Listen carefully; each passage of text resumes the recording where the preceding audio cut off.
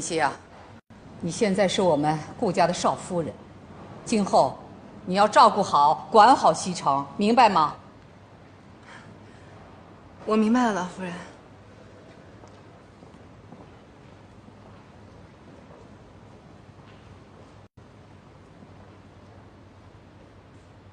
豪门媳妇不好当啊，贺锦熙可真惨。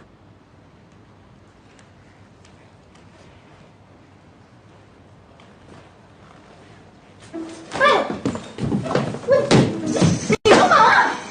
别吵，别吵着我奶奶，把门关了。窗帘拉上，我要睡觉。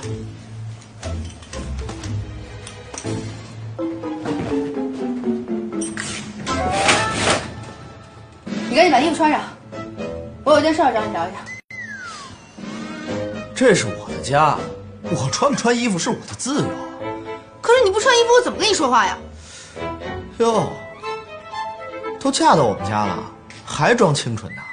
行，我让你一次，有什么话快说，我要睡觉。